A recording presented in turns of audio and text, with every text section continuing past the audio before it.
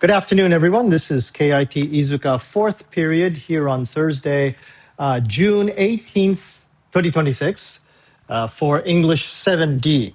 Let's take a look at what we have today. Oh, by the way, your test last week, you did fairly well in. Everyone passed, which was good, and nobody failed. There are other things that we'll talk about, but I'll make sure that you understand that before we have the final test on July 30th, okay, which we're also going to be talking about.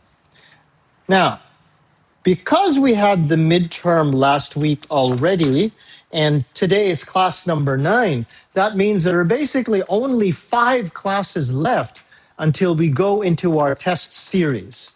The test will begin on July 23rd, and that, well, it's supposed to be a test, but the university says I'm not supposed to give final tests anymore, so I made it smaller. I made it a quiz, and it will be on July 23rd. And that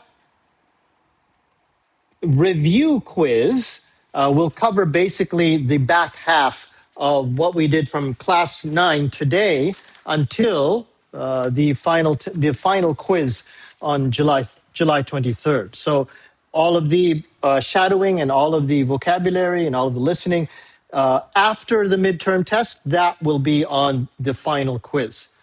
After that, July 30th, we have a final group conversation. Okay, and that is basically like the test that you had on last week. And if you just keep doing basically that, maybe try to speak a little bit more, I think you guys will be just fine. Now, today, let's see, we're going to start with some shadowing. We'll start with this, see how quickly you can read. And the main part of the class, we're going to be doing something a little bit different. We're not going to be doing the verbal classrooms, I go, do you go, does he go, type of things. I want to talk about something called liaisons, and we'll talk about that a little bit more when we're actually in the class.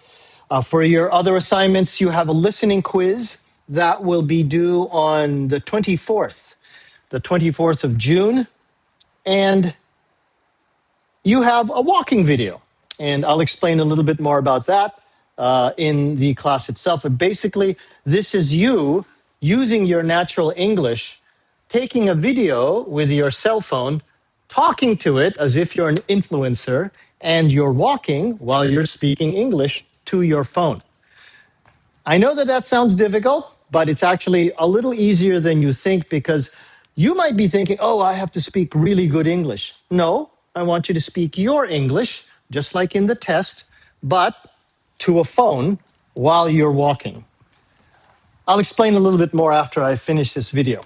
Your reflection, as always, you have a reflection. This will be due this coming Friday. Whoops. This reflection comes from this video. It's about what happens to your brain when you become bilingual. And I'm actually rather proud of the fact that I speak 2 languages today. One is Japanese and the other one is English. And that makes me very happy because it's hard to do. It's hard to speak 2 languages. In my life, I've actually spoken 4 languages. My first language was Tagalog, the language of the Philippines. Then I learned how to speak English. Then I learned how to speak French. And I can't speak French anymore, but I spoke French okay. But I speak Japanese much better than I speak French.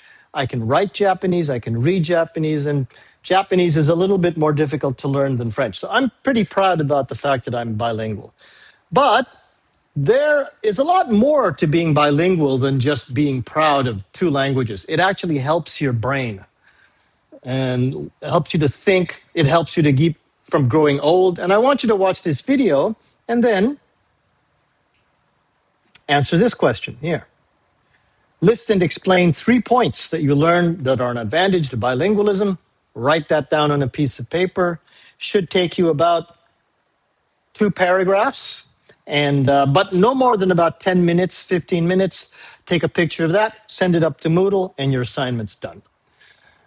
That's it for class 9. And from here, if you don't have any questions, and by the way, if you do have questions, you can always contact me at this email address, jdmcruz@gmail.com. But if there are no questions, then we'll go on to the rest of the class. Thanks very much, everybody. Have a good class.